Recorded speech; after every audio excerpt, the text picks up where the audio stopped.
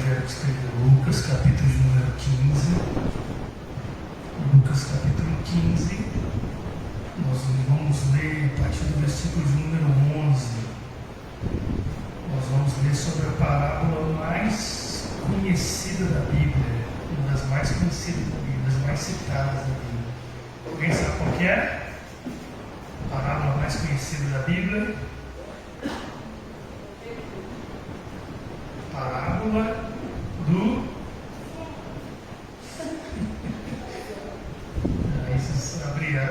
Lucas capítulo 15, versículo 11.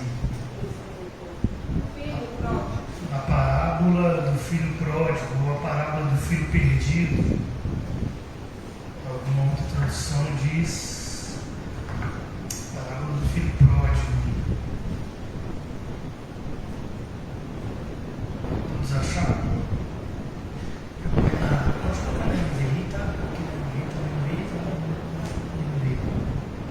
Diz assim essa palavra.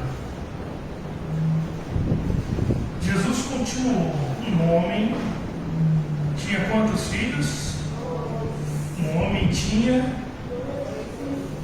Vamos lá, igreja, me ajuda aí.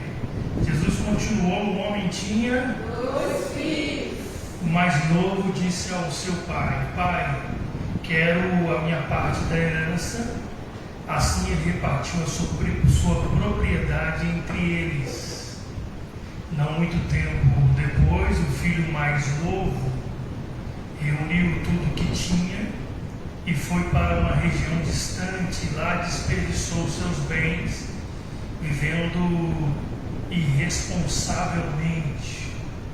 Depois de ter gasto tudo, houve uma grande fome em toda aquela região e ele começou a passar necessidade.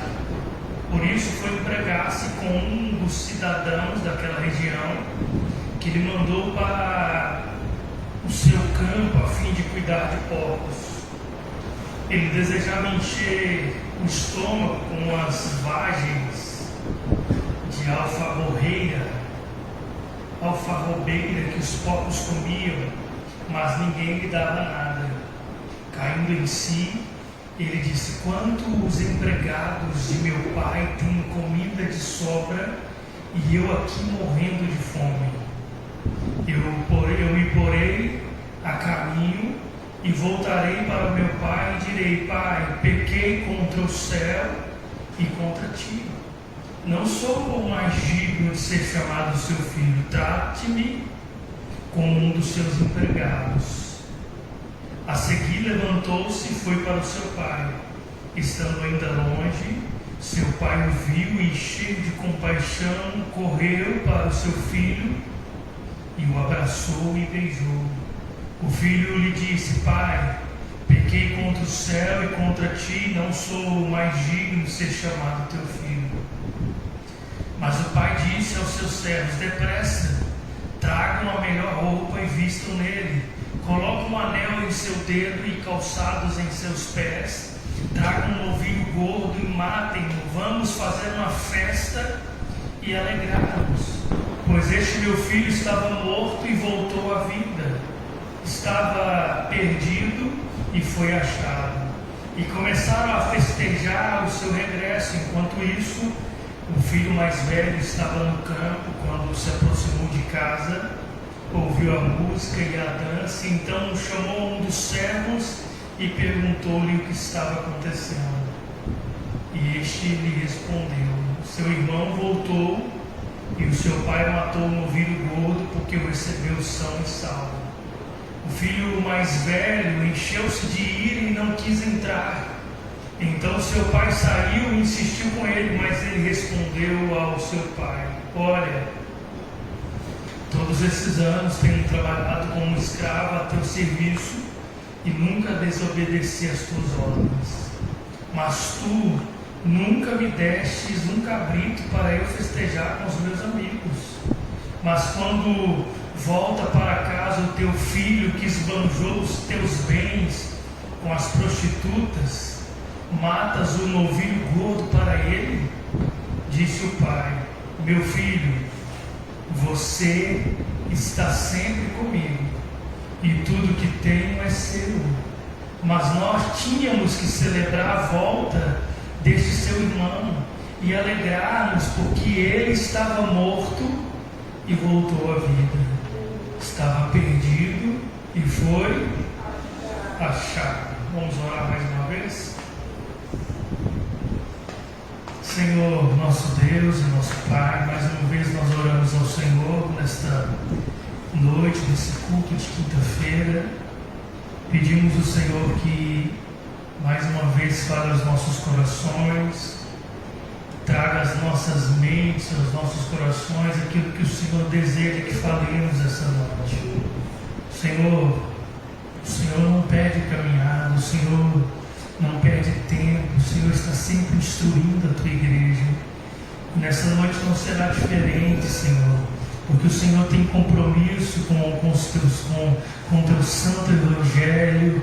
O Senhor tem compromisso de edificar, fortalecer a tua santa e maravilhosa igreja, Senhor, que foi comprada pelo sangue de Cristo Jesus. Abra o nosso conhecimento um pouco mais, ó Deus, para experimentarmos um pouco mais das delícias da tua santa palavra e que saiamos daqui alimentados pelo poder do Evangelho de Cristo Jesus. Em nome do Senhor eu te peço. Amém. Amém. Essa, irmãos, é uma das parábolas, como nós dissemos, é uma das parábolas mais conhecidas de toda a Bíblia e é uma das palavras mais citadas e mais pregadas na igreja. Eu já preguei essa parábola aqui na igreja mais de uma vez, mas hoje eu quero falar um pouco mais sobre ela, porque ela tem alguns ensinamentos importantes para nós. E é interessante, irmãos, antes de a gente falar propriamente da palavra, toda vez que você lê uma parábola na Bíblia, uma parábola de Jesus, alguns princípios são importantes para que você interprete corretamente aquela parábola. Então, mexe no pode deixar essa escada, pode deixar. Ele está com defeito aí, não está pegando. Beleza? Aí, um dos princípios importantes que nós devemos observar, então, toda vez que você vai interpretar um texto bíblico, ou principalmente uma parábola, ela tem pelo menos dois princípios que são importantes. Para quê? Para que você não chegue a conclusões precipitadas do que está sendo ensinado. Toda parábola, ela tem um ensinamento por trás daquilo que está sendo ensinado. Quando Jesus conta uma história, ele tem o objetivo de ensinar uma grande verdade para aquele povo que estava ouvindo a ele. Então a parábola tem essa ideia.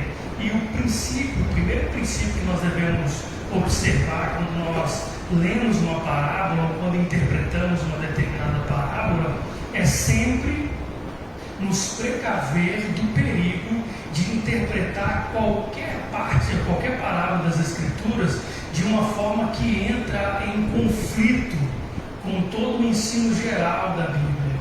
Então a primeira coisa que você precisa chegar é que se a minha interpretação daquela parábola, ela não pode contradizer o que a Bíblia em si está ensinando. Todo ensinamento, ele não pode ser contraditório. Eu não posso ensinar uma coisa que condene, que me contradiz lá na frente. Então, o primeiro princípio, tomar cuidado com as conclusões que eu chego quando eu leio uma determinada parábola, que está me levando a chegar a conclusões que a Bíblia condena. Por exemplo, a Bíblia, ela interpreta ela mesma e não há contradição na Bíblia. Então, se está havendo uma contradição, na verdade está havendo um erro de interpretação. Por quê? Porque a Bíblia é a inerrante e imutável palavra de Deus. Então nunca chega a conclusões na Bíblia que está sendo confrontados com outros textos das Escrituras. O Novo Testamento, irmãos, ele deve ser examinado como um todo, na maneira geral. É uma revelação completa e integral, dada por Deus através dos seus servos. Então a Bíblia, ela precisa ser interpretada como um todo. É um livro sagrado, é a Bíblia sagrada, e ela nunca entra em contradições com as nossas interpretações. Uma dica importante que eu aprendi com Paul Washer, ele fala: quando você chega à conclusão de um determinado assunto, quando você lê o versículo e interpreta aquele versículo, como é que eu sei que a minha interpretação está correta? Como é que eu sei que eu não estou ensinando uma heresia? Como é que eu sei que a interpretação que eu estou tendo daquele texto, ela está coerente com as Escrituras Sagradas? Um dos princípios é a Bíblia interpreta a própria Bíblia, ou seja, a conclusão que eu cheguei, algum outro versículo condena a conclusão que eu cheguei. Se chegou, a minha conclusão está errada. Segunda observação é que toda vez que você interpretar as Escrituras, interpretar um determinado texto da Bíblia, você precisa olhar para a história. A Bíblia ela tem 2000 anos que está sendo interpretada. Ou seja, a minha conclusão não pode contrariar 2000 anos de história. Eu não posso chegar a uma conclusão e dizer assim, eu descobri a roda. O que eu cheguei, já viu as pessoas dizendo, já, Deus me deu uma revelação especial aqui e ninguém nunca me pregasse. Se provavelmente ninguém nunca pregou, você está correndo um sério risco de estar ensinando uma grande heresia. Então a minha interpretação, ela deve ser confrontada com a história, com os pais da igreja, com os apóstolos, com o ensino da igreja apostólica ao longo de 2000 anos. A minha conclusão não pode contrariar a história. Se o que eu estou ensinando está contrariando a história, então eu estou correndo um sério risco de estar ensinando uma heresia. Por exemplo, um exemplo prático, na Bíblia, nós entendemos que o ministério apostólico terminou com o apóstolo Paulo. Não existe mais apóstolo a partir de Paulo. E se você estudar a história da igreja, durante ao início, toda a história da igreja até atualmente, ninguém reivindicou para si o título de apóstolo. Os pais da igreja, ninguém reivindicava, eu sou apóstolo, Irineude, eu não sou apóstolo Spurgeon, eu sou apóstolo. Não, ninguém reivindicou para si esse título. Então nós entendemos que o ministério apostólico, ele termina com Paulo. Paulo foi o último dos apóstolos, mas hoje é comum, muita gente, qualquer gente, eu sou apóstolo, sou isso, mas isso está contrariando a história. Então, primeiro sinal, irmãos, tomem cuidado com interpretações da Bíblia que está entrando em conflito com outros textos da Bíblia. Tomem cuidado. Outro princípio importante que nós devemos levar em conta quando nós lemos uma parábola. O segundo princípio é um pouco mais específico. Isso foi na palavra do Martin Lloyd Jones. Olha que interessante. O perigo de chegar a conclusões negativas a respeito dos ensinos de uma parábola. Olha que interessante. Nós não podemos, quando estamos estudando uma parábola, chegar a uma conclusão negativa. O que significa isso? Nós estamos chegando à conclusão de que ela ensina algo baseado no que ela não diz.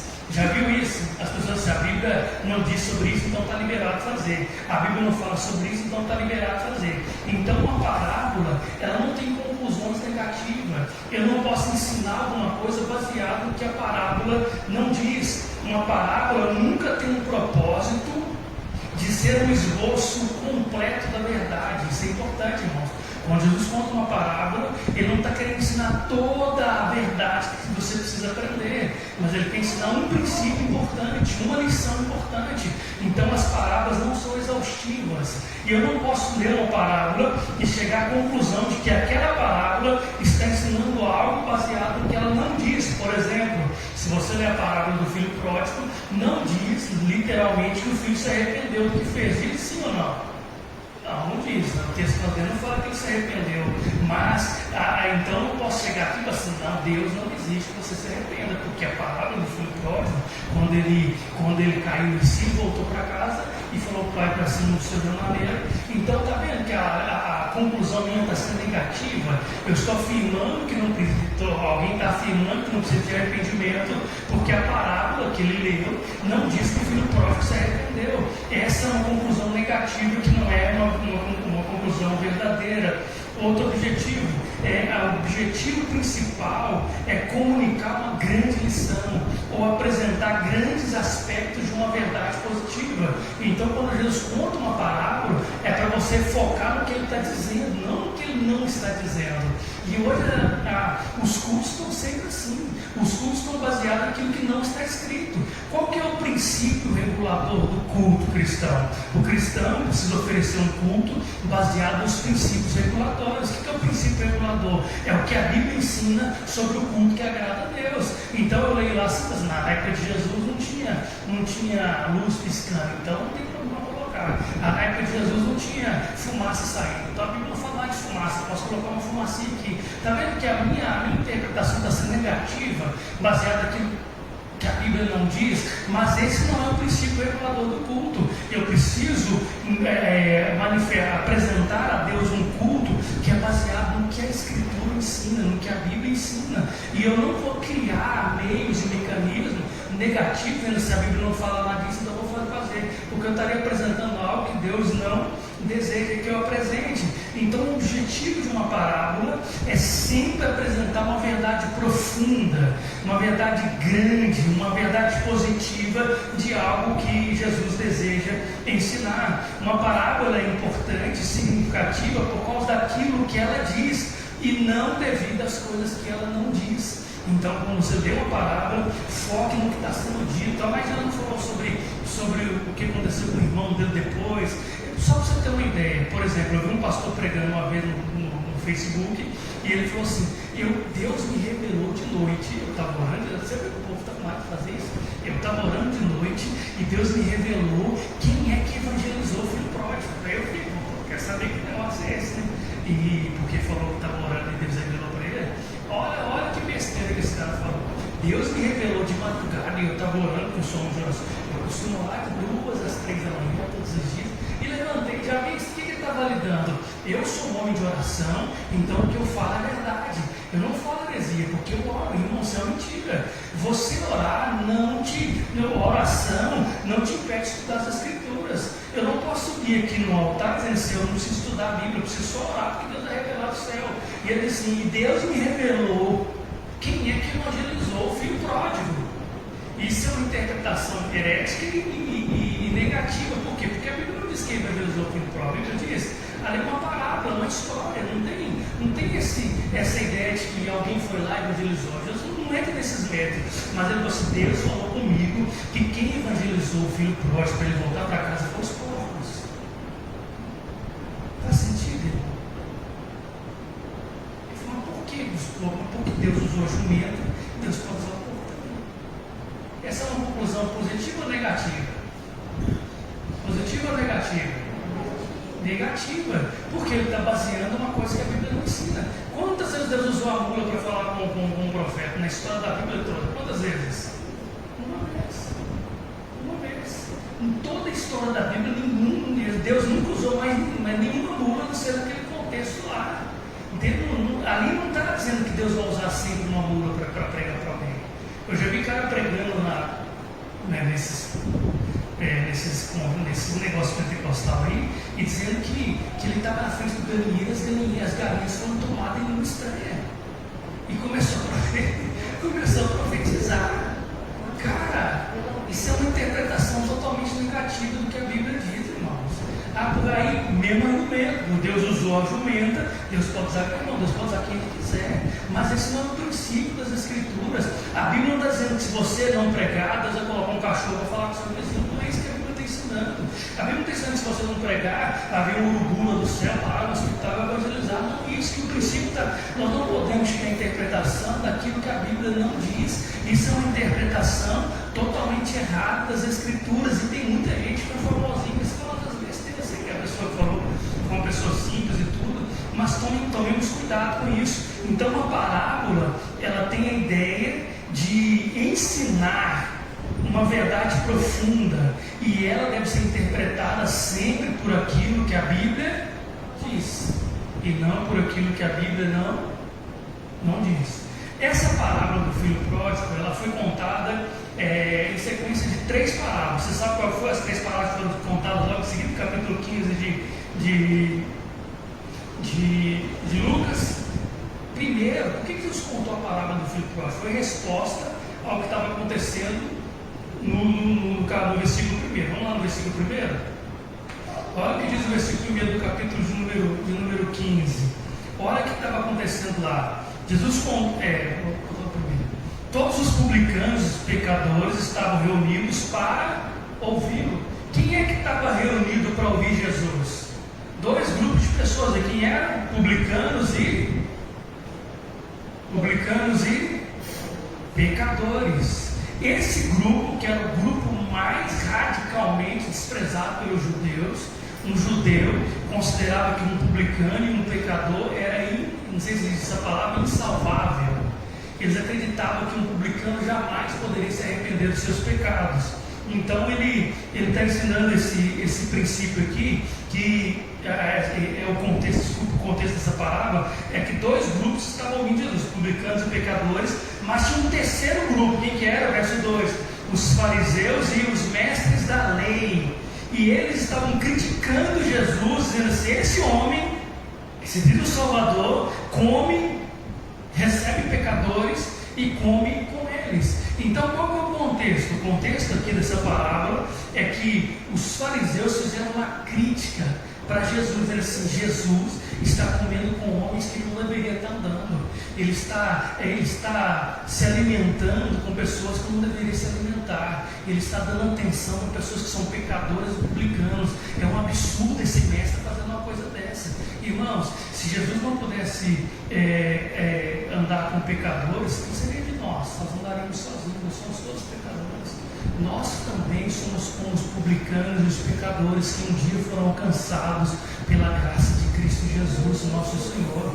E Jesus, para responder a esse questionamento dos fariseus, ele conta duas parábolas. A primeira parábola que ele conta é a parábola da ovelha perdida. Ele diz: um homem tinha 100 ovelhas, uma ovelha se extraviou, deixou as 100 ovelhas no deserto e foi pelos campos, as montanhas, achou aquela ovelha que estava perdida, pegou a ovelha, colocou nos ombros, trouxe para o aprisco e ele fez uma grande festa. Ele deu uma festa por causa daquela ovelha que estava perdida. A Bíblia diz que ele chamou os vizinhos e diz: alegrem-se comigo, porque encontrei a minha ovelha perdida. E digo que da mesma forma haverá mais alegria no céu por um pecador que se arrepende do que por 99 justos que não precisam se arrepender. Olha como é que você está dando um golpe duro nos fariseus. Ele está dizendo assim: eu estou aqui no meio dos pecadores porque eu estou atrás da minha ovelha que se perdeu. E tem uma coisa: ele vai encontrar essa ovelha, vai trazê-la para casa, e o texto sagrado está dizendo que os céus festejam todas as vezes que um pecador se arrepende, irmãos. Toda vez que um pecador se arrepende, milhares de anjos, as hostes celestiais e o próprio Deus, o Pai, ele se alegra quando um pecador se arrepende. Os céus festejam quando um pecador se arrepende. E ele está dizendo: vocês estão me culpando de estar comendo com pecadores, mas os céus festejam todas as vezes que um pecador se rende a Cristo. Todas as vezes que uma multidão de pecados é perdoada por causa da obra de Cristo. Cristo veio ao mundo para buscar essa ovelha que estava perdida. E aonde que essa ovelha estava perdida? Ela estava perdida no meio dos publicanos e pecadores, no meio do pecado. Mas Jesus foi até lá e resgatou essa ovelha. E quando ele salva essa ovelha, os céus inteiros se alegram, dizendo: glória a Deus nas maiores alturas, glória ao Cordeiro de Deus que foi morto e reviveu e que comprou para si homens de todas as tribos, línguas e nações. Os céus festejam quando as pessoas se convertem, irmãos. É Cristo resgatando, é Cristo salvando, é Cristo trazendo a ovelha perdida e resgatando, e os anjos festejando, e glória a Deus. Mais um que estava perdido foi encontrado, mais uma ovelha que estava perdida. Depois ele conta a parábola da dracma perdida, da moeda perdida. A mulher perde a dracma e ela vasculha a casa inteira, varre a casa toda, até que encontra a moeda perdida. E depois ela diz no verso 10: e eu digo que da mesma forma a alegria na presença dos anjos de Deus por um pecador que se arrepende. Você se arrependeu dos seus pecados, queridos? Naquele dia os anjos festejaram, cantaram ao Deus do céu de alegria, porque uma dracma, uma pessoa que estava perdida,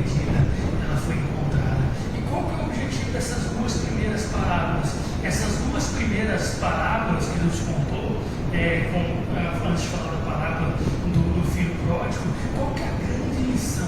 Ela mostra o grande amor de Deus em buscar e salvar os pecadores, a diligência de Deus de não desistir. Imagina aquela mulher, vai à casa, muda o móvel de um lugar, muda de outro, levanta a cama e olha para um lado e vai para cá, até que ela achou a moeda perdida, e quando ela acha, ela chama os vizinhos e dá uma festa para agradecer. Deus está contando uma história, dizendo assim: eu vim buscar a minha ovelha e não vou voltar até que essa ovelha seja encontrada, porque eu comprei, ela é minha, ela me pertence, e eu vou resgatá-la e vou achá-la onde quer que ela estava escondida. Você estava escondido no buraco do pecado, irmão, mas Cristo foi até lá, te encontrou, te comprou, te remiu, e o céu festejou para a glória do nome de Deus, o que a obra que Cristo fez. Graças a Deus que Ele não desiste de nos procurar. Graças a Deus. Quanto tempo você ficou perdidão no mundão aí, rapaz? Perdido. Mas Cristo veio e procurou você. Essa é a lição que nós aprendemos nas duas primeiras parábolas. É o amor de Deus que está impulsionando ele a buscar alguém até que alguém seja encontrado. Você foi encontrado por esse Jesus maravilhoso. Você também estava, irmãos, quem estava perdido não é Jesus, foi a ovelha que estava perdida. Quem aceita, não é eu que aceito Jesus, foi Jesus que me aceitou na sua graça e a sua bondade, me resgatou, porque eu estava lá no mundão perdido, mas Ele veio, me comprou, me remiu e me aceitou como filho. Não, o mérito é todo dele. Isso que a parábola está ensinando para aqueles fariseus. Você está dizendo que eu estou no meio de pecadores, mas eu estou aqui atrás da dracma perdida, e quando eu encontrar, os céus vai se alegrar pela obra que eu estou fazendo. Maravilha, irmãos. Maravilha de parábola. E essa parábola mostra o amor de Deus expresso numa busca ativa do pecador, esforçando-se por encontrá-lo e resgatá-lo. Ela nos ensina que a grande alegria no céu, quando um pecador é salvo, os anjos celebram e comemoram. Então essa é um grande ensinamento de Jesus.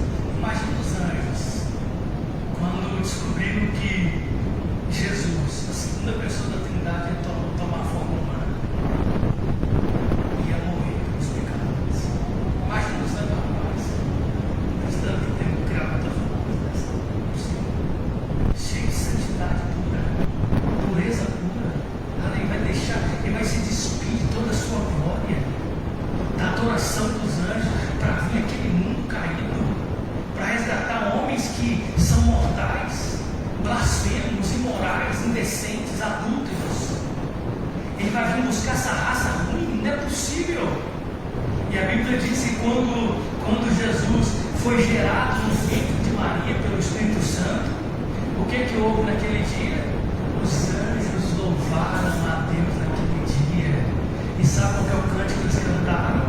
Glória a Deus nas maiores alturas. Imagina milhares e milhares e milhões de anjos aparecendo no céu para aqueles pastores, e um grande coral começou a louvar ao Deus dos céus, dizendo: glória a Deus nas maiores alturas, paz na terra e aos homens a quem Ele quer bem. Então Maria, quando soube isso, ela começou a entoar louvores a Deus, dizendo assim: a minha alma engrandece ao Senhor, e o meu espírito se alegra em Deus, o meu Salvador, pois atentou para a humildade da tua serva. Irmãos, quando Cristo vem na vida de alguém, esse alguém se prostra em louvor, em adoração. Não há como Cristo vir buscar você e você não se render em adoração. Quando Cristo vem, os nossos joelhos se dobram e as nossas bocas se enchem de cânticos de gratidão ao nome do nosso Deus, porque nós estávamos perdidos e fomos achados, estávamos mortos e Ele nos deu vida. É por isso que um culto é o culto dos achados, é o culto das ovelhas que estavam perdidas. O fariseu não vai entender isso, mas nós entendemos. Eu não merecia, era uma moedinha que não valia muita coisa, mas Ele me encontrou. E se os anjos alegram, eu também alegro nesse Deus que fez tudo por mim para que a minha vida fosse resgatada. Aleluia. Você pode dizer glória a Deus, irmãos?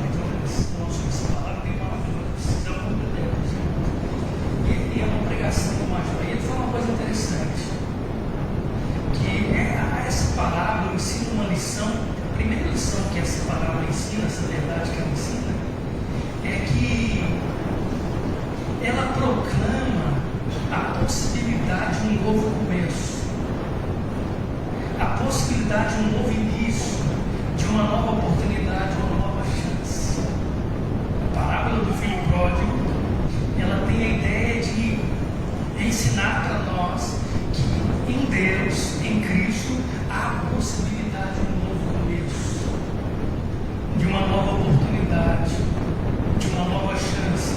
Era exatamente isso que levava os publicanos e pecadores a parar para ouvir Jesus. Eles esperavam uma nova oportunidade de reconstruir a sua vida de forma correta, um novo começo, onde os seus pecados pudessem ser perdoados. Os publicanos, os pecadores, estavam aos pés de Jesus, porque eles estavam atrás de alguém que pudesse, por alguma razão, usar de misericórdia e dar a eles uma nova oportunidade. Não é assim com você, meus irmãos. Se vocês pudessem voltar atrás de muitas coisas que vocês fizeram na vida, vocês não voltariam a tomar decisões diferentes de erros que vocês cometeram. Essa parábola nos ensina que é possível ter uma nova oportunidade, que homens pecadores, como aqueles publicanos, como as prostitutas, como os ladrões, como as pessoas que estavam lá, blasfemas, que estavam aos pés de Jesus, era possível que Jesus olhasse para eles e os resgatasse da escravidão do pecado. Para os fariseus e os publicanos, eles eram insalváveis, irrecuperáveis, sem chance de redenção. Mas com Jesus há sempre a esperança de um novo começo. Irmãos, não há ninguém tão perdido que Cristo não possa salvar.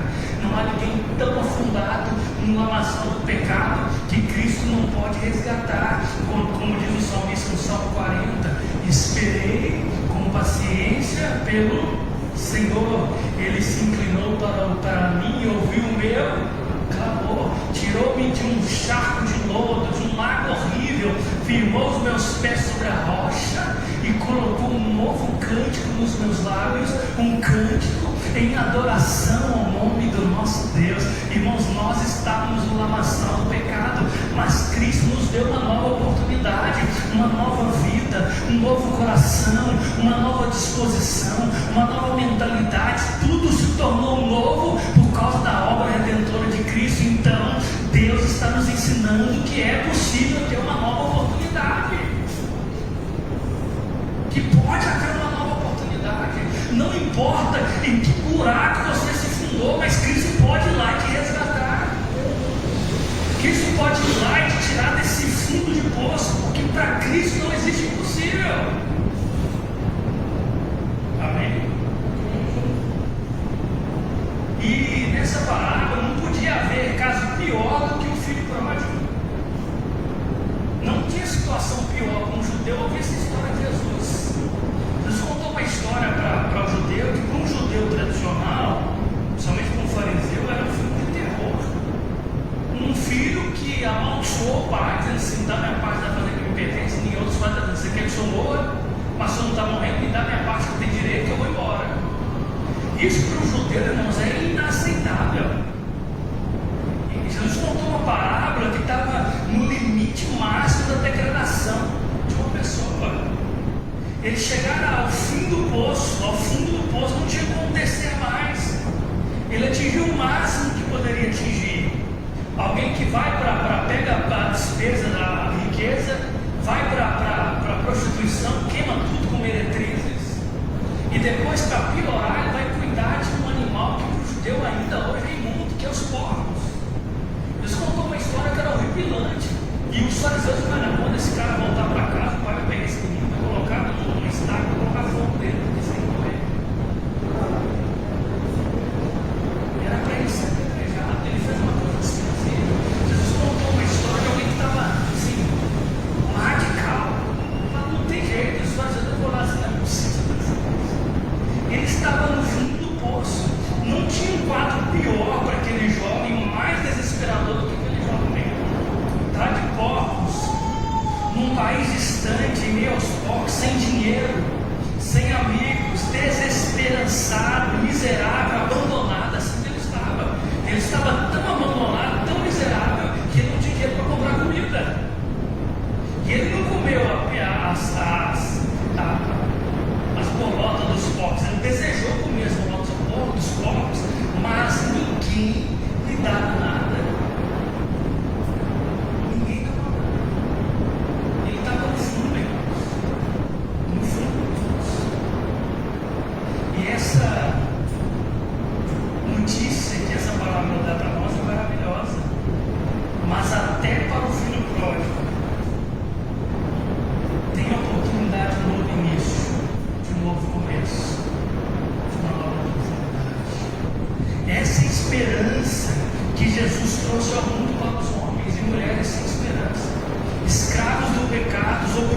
pelo mundo, sobrecarregados de aflições e desespero. Essa é a esperança que Jesus veio trazer a este mundo, para homens que não têm mais, ou homens que estão no fundo do poço. Sabe quando é que Deus salva alguém? É quando aquela pessoa chega para Deus, ela não pode salvar essa coisa. Quando a pessoa chega para Deus, não tem uma moeda furada para pagar a situação. Eu dependo inteiramente da misericórdia de Cristo. Aí eu começo a ter na cara da situação. Enquanto o homem achar que pode fazer alguma coisa, ele está perdido. Se nós achamos que nós podemos contribuir com alguma coisa para a gente ser salvo, você está perdido. Se você acha que você tem ainda valores que podem impressionar Deus com o seu currículo, você está perdido. O Evangelho, irmãos, é a grande notícia que na casa do Pai há pão para o faminto. Para alguém que não tem condições de comprar, para alguém que não tem um currículo para apresentar, alguém que estava lá no fundo, perdido, mas que olhou para a casa do Pai e fala assim: eu vou voltar para a casa do Pai. Eu não tenho nada para oferecer, mas eu sei que lá tem misericórdia e tem graça. Porque quando o filho saiu de casa, ele saiu cheio de exigências. Foi assim: dá-me a parte que me pertence. Quando o filho saiu de casa, ele exigiu: eu quero isso, eu quero aquilo, isso que é meu direito. Mas quando ele voltou para casa, ele não voltou cheio de exigências, ele voltou cheio de humilhação, dizendo assim: eu não sou digno de ser chamado seu filho, dá-me apenas um cantinho para me morar, e faça um dos seus empregados. Irmãos, quando a pessoa é salva, ele não faz exigências para Deus, ele reconhece a sua pequenez e fala: eu não sou digno de ser chamado seu filho, mas pela graça, faz-me apenas um dos seus servos. Você está feliz de servir a Cristo? Você está feliz de pertencer a Cristo? Porque foi comprado por Ele? Ou você é daquele filho orgulhoso, sabe, de casa, que está cheio de exigências para Deus? Deus não pode ser comprado pelas nossas orações, pelos nossos sacrifícios, pelos nossos jejuns. Aqueles que vêm a Ele de maneira nenhuma serão lançados fora. O Evangelho é a esperança que Cristo trouxe ao mundo para que homens possam ser transformados e recebam uma nova oportunidade de viver para a glória de Deus. Cristo veio ao mundo salvar pecadores, buscar o perdido, resgatar o escravo do pecado e fazer o escravo da justiça. Qual a diferença a vida de Cristo realizou neste mundo? Ele trouxe nova esperança para a humanidade. E quais os passos nós devemos seguir baseado nessa palavra? Cristo veio ao mundo e trouxe esperança. Para mim, ele trouxe muita esperança. Trouxe esperança para você também, queridos. Você encontrou a esperança em Jesus. Eu tenho orado esse dia. Senhor, nos enche com a alegria dos céus, alegria celestial. Nós estamos tão materialistas, tão apegados com plástico, madeira, com nada, com cartões de créditos. Mas tem uma alegria celestial. Eu vi uma mensagem do João Pai essa semana, e ele falou uma coisa interessante. Ele falou que a cultura, ela quer dominar você, mas se a cultura não quer escravizar a gente, quem você precisa fazer? A maneira que você tem que sofrer, a maneira que você tem que sofrer, a cultura ela não é sua, ela quer te oprimir, ela quer te escravizar, ela quer que você se renda aos valores dela, aos valores desse século. Mas se a sua riqueza estiver no céu com Jesus, se o seu tesouro for Jesus lá no céu, se a sua maior riqueza for Cristo e as riquezas da cidade celestial, você verdadeiramente é um homem livre nesse planeta. Você não pode ser corrompido por nada deste mundo. Um cristão que tem os seus tesouros escondidos em Cristo, naquele lugar onde a traça não corrói, onde os ladrões não minam e nem roubam, naquele lugar onde não há inflação, onde não há maneira de arrancar isso de você. Se os seus tesouros é um tesouro celestial, nenhuma riqueza do mundo pode te corromper. Nada que o mundo te ofereça vai te corromper. Por quê? Porque você é um homem livre. Você já tem tudo que você mais deseja nesse mundo. E o que eu faço com as coisas que Deus tem me dado, eu agradeço. Mas se a cultura chegar e me oferecer outras coisas, imagina o que o diabo ofereceu para Jesus, irmãos, lá na tentação. A última coisa que o diabo ofereceu para Jesus, o que foi? Tudo isso te darei se... O que ele ofereceu para Jesus? Todos os reinos, riquezas terrenas, posses terrenas. Ele está dizendo, isso aqui eu vou te dar, porque foi dado para mim. Se você me adorar, eu vou te dar tudo isso aqui, está vendo? O que Jesus falou? Aparte de mim, Satanás. Porque está escrito, somente ao Senhor teu Deus adorarás, e somente a Ele renderás culto. O que está dizendo assim? Você está me oferecendo uma coisa que é passageira e que não tem valor. Eu já tenho um Pai, e eu vou adorar somente ao Pai. Você não pode me corromper com os tesouros dessa terra. Irmão, Jesus adora de tudo. Como é que eu vou oferecer para Ele uma coisa que é dele? Não o reino das trevas, o reino das trevas não pertence a Ele. O diabo está oferecendo, eu não quero isso aqui, não, já tem tudo. Então essa é a riqueza que nós temos, irmãos.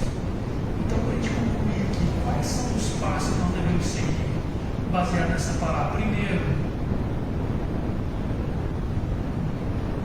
seja honesto e franco e reconheça a situação que você está. Esse jovem caiu em si, foi exatamente o que ele fez. Ele enfrentou a situação e fez com sinceridade. Primeiro passo, reconheça que precisa. Primeiro passo para alguém ser salvo é reconhecer que precisa do Salvador. Ninguém que não reconhece que precisa do Salvador vai procurar ajuda para ser salvo. Ele compreendeu a necessidade e reconheceu que precisava de um Salvador. Eu vou ler um texto aqui, um trecho do livro que eu copiei para a gente encerrar hoje. Abre aspas aqui, um texto do Martin Lloyd. Meu amigo, deixa eu pegar o contexto para não perder aqui. E que aquele jovem, ele viu que ele era um tolo, que tinha abandonado a casa do pai e que não devia fazê-lo, que ele cometeu um erro gigante de desejar a morte do pai e gastou tudo que tinha. Aquele jovem caiu em si, assim, não, fiz besteira, rapaz, destruí minha vida, mas caí tudo, o que eu fiz? Não, destruí minha vida. A primeira coisa que veio, ele chegou à conclusão que ele tinha feito besteira. Olha esse texto. Meu amigo, você já fez isso? Já olhou para si mesmo? Você já olhou para dentro de si mesmo? Já pensou se todas as suas ações durante o ano que passou fossem colocadas no papel? Já pensou se todas as decisões que você tomou, tudo que você pensou, fosse colocado no papel?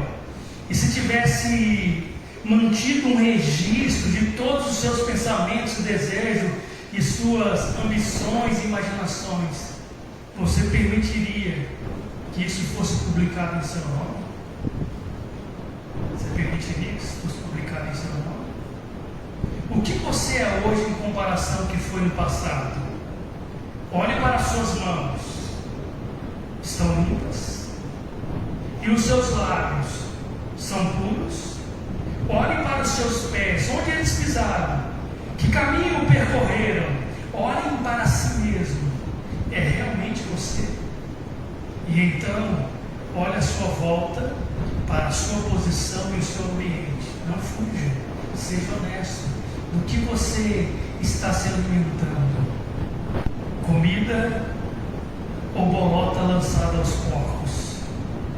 Em quem você tem gastado o seu dinheiro? Em que você tem gastado o seu dinheiro? Para que fins você usou o dinheiro que talvez devesse ser usado para alimentar a esposa e filhos ou vesti-los? Do que você tem se alimentado? Olhe, é a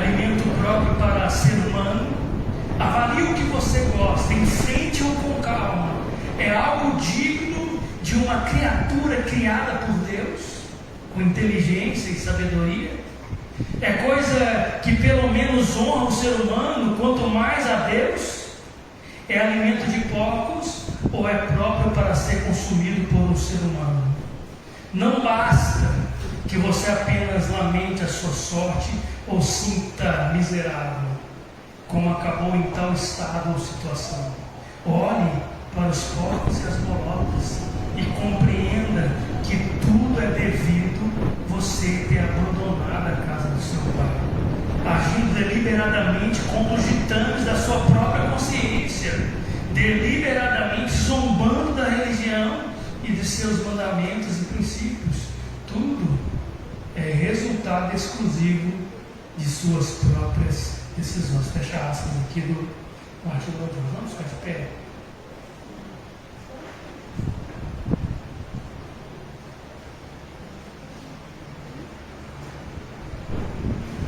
A primeira coisa que o filho pródigo fez é uma autoavaliação. Ele se autoavaliou e disse: eu pequei contra o céu e perante ti, perante o meu pai, e já não sou digno de ser chamado seu filho. Vou voltar para casa e vou dizer isso para o meu pai: eu errei, eu pequei, eu falhei. E esse texto do Martin Lloyd-Jones é confrontador para nós, porque ele nos desafia a chegar a fazer essas perguntas. Olhe para a sua mão. Elas estão limpas? O que os seus olhos têm? O que tem alimentado os seus olhos? Os seus pés têm andado para onde? Onde você tem trilhado? O que você tem feito com os seus pés? Que caminho está percorrendo? Em que você tem gastado o seu dinheiro, o seu pão? Em outras palavras, como você tem vivido a sua vida, queridos? Você tem se deixado desgastar pelas coisas de Deus? Pelas coisas do reino de Deus?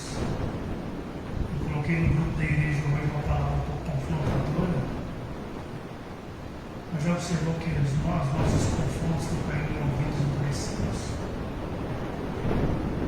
Nós estamos oferecendo para Deus. E como nós estamos oferecendo para Ele? O melhor para nós, o melhor para Deus. Deus está sendo verdadeiramente honrado nas nossas decisões, nas nossas escolhas, nas nossas festas, nas nossas vidas. Não fuja. Sejamos honestos com nós mesmos. Se houver coisas nos nossos corações que precisam ser tratadas, que essa noite você dobre o seu joelho e seja honesto com o seu Criador. Diga: Pai, eu tenho falhado nessas coisas. Eu tenho amado mais as redes sociais do que a Bíblia. Eu tenho amado mais o som do que te cultuar. Eu estou com dificuldade, Senhor. Porque para mim te cultuar é um peso muito difícil. Eu tenho dificuldade de cantar no de manhã, porque eu chego tarde depois das festas do sábado, e no domingo, quinta-feira, um dia que eu estou cansado, porque eu trabalhei, então estou com dificuldade de oferecer ao Senhor. Ou se for pecado, confesse o pecado, irmãos. Confesse para Deus. Cobiça, inveja, adultérios, imoralidades, pornografia, tudo que está te consumindo aí por dentro, de alguma forma. Dobre os seus joelhos e fuja. Fuja. Fuja. Não de casa, não da casa do Pai. Fuja daquela terra distante, onde tudo que tem são bolotas dos porcos. Fuja do mundo. Fuja enquanto é tempo. Fuja dessa terra onde o dinheiro é gasto com prostituição. Fuja dessa terra onde o dinheiro é gasto com orgias, com imoralidades, com jogatinas, com bebedeiras. Fuja dessa terra onde o sexo é livre, onde não tem compromisso, onde a prostituição impera, onde o divórcio é comum, separa a casa, separa a casa, casa separa, separa a casa, como se Deus não existisse. Fuja dessa terra onde não há Deus, onde não há regras, onde não há lei, onde o que domina é a concupiscência, onde o que domina é o pecado, é lascívia, é imoralidade. Fuja dessa terra, seja como o filho pródigo, acorde e caia em si, porque talvez você está vivendo essa terra que é uma terra de impureza, gastando a vida que Deus te deu em coisas que Deus abomina. Fuja da preguiça, fuja do desânimo, fuja da falta de desejo de ler as Escrituras, de orar, de consagrar sua vida a Deus. Fuja dessa terra, não fuja da casa do Pai como filho pródigo. Seja como filho pródigo, depois de se arrepender, olhar para dentro de si mesmo. Você tem coisas que eu preciso fugir enquanto é tempo. Eu preciso abandonar essas coisas, sair desse mundo distante que o filho pródigo foi preso, aprisionado, sendo tratado e cuidando de porcos e comendo bolotas que Satanás oferece. Fuja!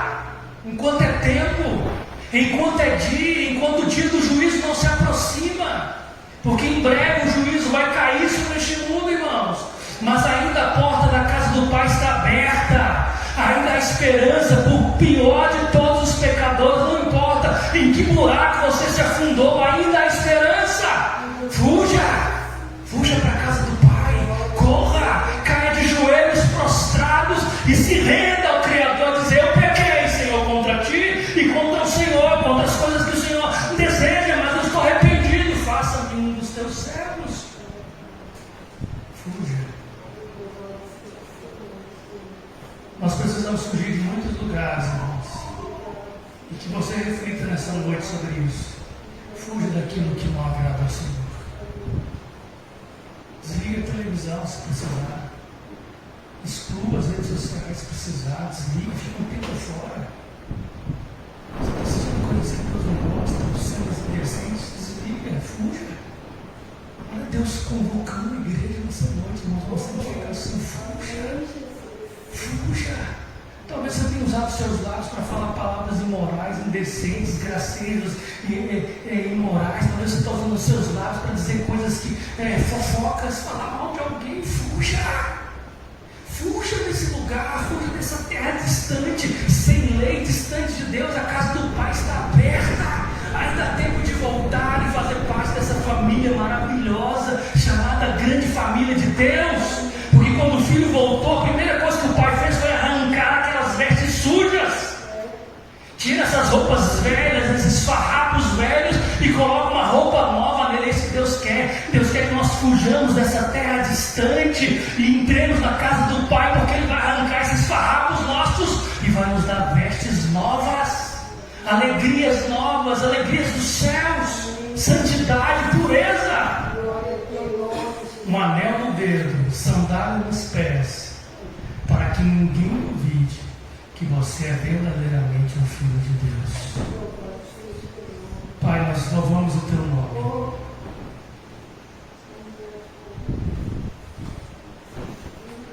Eu preciso fugir de alguns lugares, ó Deus.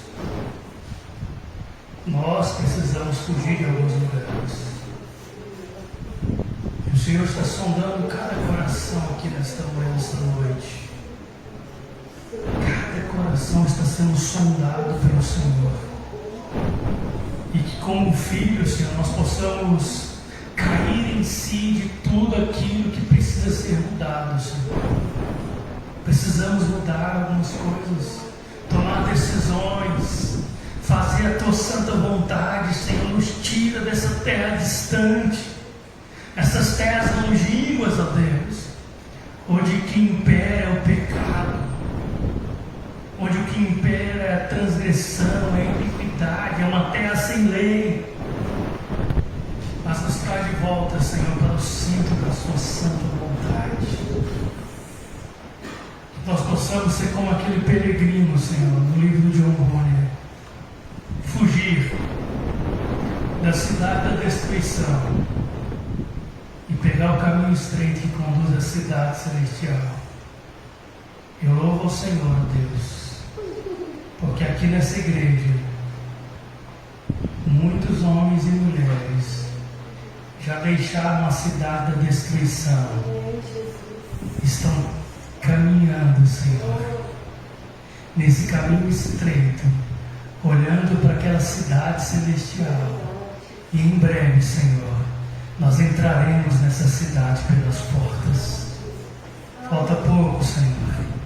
Não nos deixe acomodar essa cidade da destruição, essa cidade do pecado. Mas que nós, como irmãos, possamos fortalecer uns aos outros.